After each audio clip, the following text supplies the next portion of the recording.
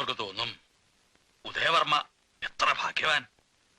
നോക്കത്താത്ത സ്വത്തുവകകള്, പദവി, ആട്ടവും പാട്ടും ഒക്കെ ആയിട്ട് കഴിയണ ഒരു സുഖിമാൻ.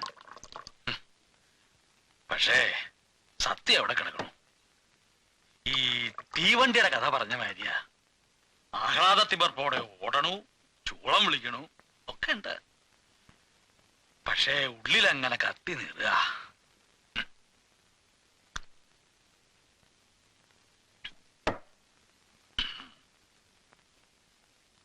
ആ, ഇന്ന് താൻ പാടിയത് അസലായി. അസലെന്ന് പറഞ്ഞാ പോരാ, ഇനിയിപ്പോ മരിച്ചാലും വേണ്ടില്ലാന്ന് തോന്നി. അത്ര സുഖായി. അമീർ ഖാൻ സാഹിബ് എന്ന് പറയുന്ന ഒരു സംഗീതജ്ഞനുണ്ടായിരുന്നു മലബാറില്. അയാളുടെ ഒരു സ്റ്റൈലാ തനിക്ക്.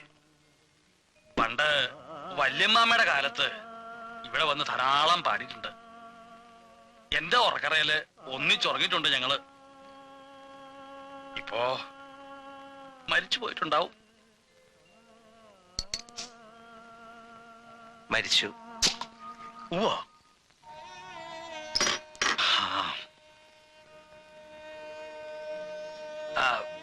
വിശക്കണുണ്ടോ തനിക്ക്? നമുക്കൊന്ന് പുറത്തേക്ക് പോയാലോ? അപ്പോ ആഹാരോ? വന്നിട്ടാകാം. ഇന്ന് നല്ല നിലാവുണ്ട്. നിലാവുള്ള രാത്രിയിൽ തുറസായ ഒരിടത്തിരുന്ന് സംസാരിക്കുന്നത് ഒരു രസമല്ലേ? ആ, ഞാനും രാമനും ഇടയ്ക്കൊക്കെ ഇങ്ങനെ പോവാറുണ്ട്. എന്നിട്ട് നേരം വെളുക്കോളം ഇങ്ങനെ നടക്കും അവിടെ ഇവിടെയൊക്കെ. എന്നാ പോയാലോ? ആ, നിക്ക.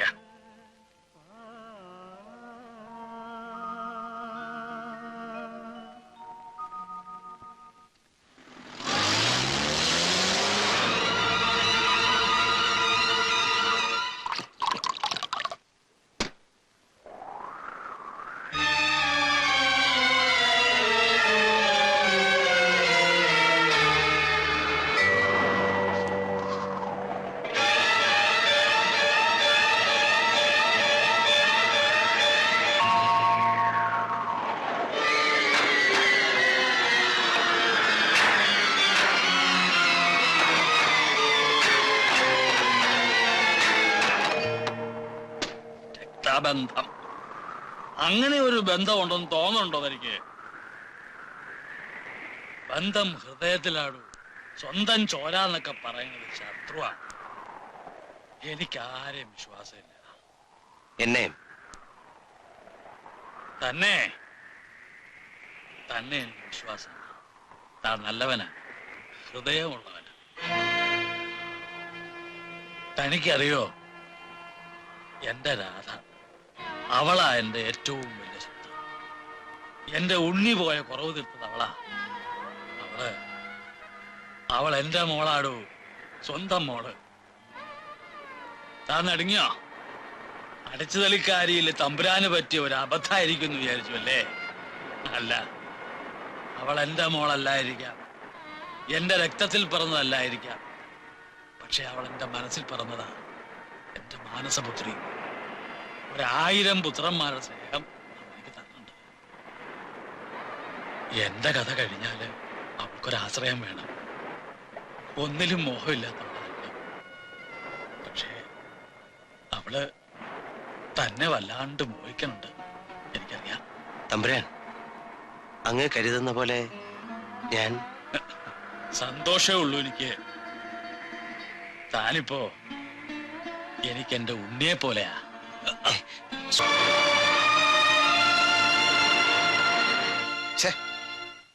ആന മണ്ടത്തിലാണ് താൻ കാണിച്ചത്. വിജനമായ സ്ഥലം, പാതിരാത്രി. ഒന്ന് തള്ളിയാ മതിയായിരുന്നു, കഥ കഴിഞ്ഞേനെ. ഇതുപോലൊരു ചാൻസ് എനിക്ക് കിട്ടുമോ? താൻ എവിടുത്തെ കില്ലറാണ്? ഒരു കില്ലറിന്റെ കഴിവിനെ നിങ്ങൾ ചോദ്യം ചെയ്യരുത്. ഇത് കോഴിനല്ല കൊല്ലുന്നത്, മനുഷ്യനെയാണ്. അത് നിങ്ങൾ മറക്കണ്ട. അത് അറിഞ്ഞുകൊണ്ടല്ലേ ഇറങ്ങി പുറപ്പെട്ടത്? അതെ, വെറുതെ കൊല്ലാന്ന് പറഞ്ഞാൽ വളരെ ഈസിയാണ്, സിമ്പിൾ, ആർക്കും ചെയ്യാം. ഇപ്പൊ നിങ്ങളെ കൊല്ലണ നമ്മൾ കൊന്നു കാണിച്ചു തരാം, ഒരു കുഞ്ഞു പോലെ അറിയാതെ. എന്ത് പറഞ്ഞെന്നേ ഉള്ളൂ. എന്ത്? ഒരു ചേഞ്ച് വേണ്ടേ? സംഗീതത്തിന്റെ കാര്യത്തിലായാലും കൊലപാതകത്തിന്റെ കാര്യത്തിലായാലും പുതുമ വേണമെന്ന് ആഗ്രഹിക്കുന്നവനാണ് ഞാൻ. ഇന്നലെ വേണമെങ്കിൽ കൊല്ലാമായിരുന്നു. പക്ഷേ പുതുമയില്ലാത്ത പഴഞ്ചൻ രീതികൾ പ്രയോഗിച്ചിട്ട് എന്ത് കാര്യം? ഒരു കില്ലറുടെ ആത്മസംതൃപ്തി എന്നൊരു പ്രശ്നമില്ലേ? മണ്ണാങ്ങട്ട. കില്ലറുടെ ആത്മസംതൃപ്തിക്ക് വേണ്ടിയിട്ടല്ല ഞങ്ങൾ പണം മുടക്കുന്നത്. ഞങ്ങളുടെ കാര്യം നടക്കാനാ. നിങ്ങൾ ബേജാറാവാണ്ടിരിക്കേ. നിങ്ങൾക്ക് സ്വത്തുവകകൾ കിട്ടിയാ പോരെ? ഞാൻ തമ്പുരാനോടൊന്ന് സംസാരിക്കാം. ഇപ്പോഴത്തെ ഇരിപ്പ് വശം വെച്ച് പോലെ അതിന് സമ്മതിക്കും. നമുക്കൊരു രക്തച്ചൊരിച്ചിൽ ഒഴിവാക്കി കൂടെ? കൊള്ളാം, നല്ല ഉപായം. താൻ വല്ല പള്ളിയിൽ അച്ഛനോ ഉപദേശമോ ഒക്കെ ആവാൻ കൊള്ളാം. ഞാനൊരു സത്യം പറയട്ടെ സുഹൃത്തെ, ഇപ്പൊ നമുക്കും അത് തോന്നണം. ഞാനും ഒരു സത്യം പറയാം. തനിക്കൊക്കെ ഒരു വിചാരമുണ്ട്, ഞങ്ങൾ തമ്പുരാക്കന്മാര് മഹാപാവങ്ങളാണ്. ഈ ശരീരത്തിലൂടെ ഒഴുകുന്നത് ക്ഷത്രിയ രക്താണ്. ചാവാനും കൊല്ലാനും ഞങ്ങൾക്ക് മടിയില്ല. ഞങ്ങളെ കബളിപ്പിക്കാൻ നോക്കിയാൽ ലോകത്തിന്റെ ഏത് കോണിൽ പോയി ഒളിക്കാൻ ശ്രമിച്ചാലും തന്നെ ഞങ്ങൾ വിടില്ല. ശ്രമിച്ചാ തമ്പുരാൻ, തമ്പുരാൻ, ഇത് വലിയ പുലിവാലയല്ല. എന്റെ പടച്ചോനെ, ഇതിൽ വന്ന് പെട്ടും പോയല്ല. സന്ധി ചെയ്യാനാണ് താല്പര്യം അല്ലേ?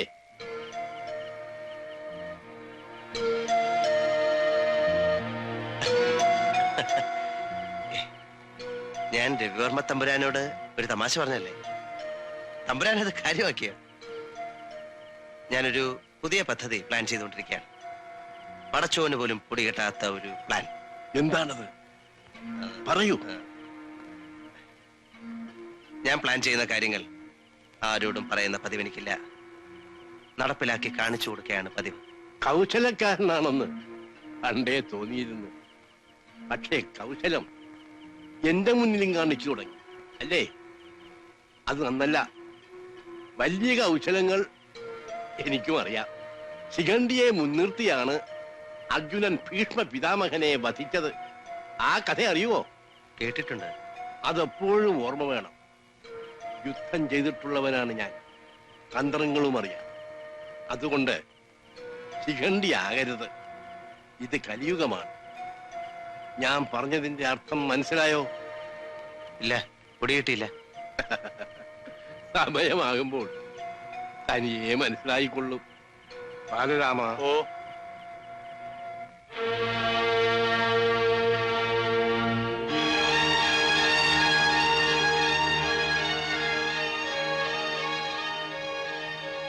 ശിഖണ്ഡി ആകരുത്. ഇത് കലിയുഗമാണ്.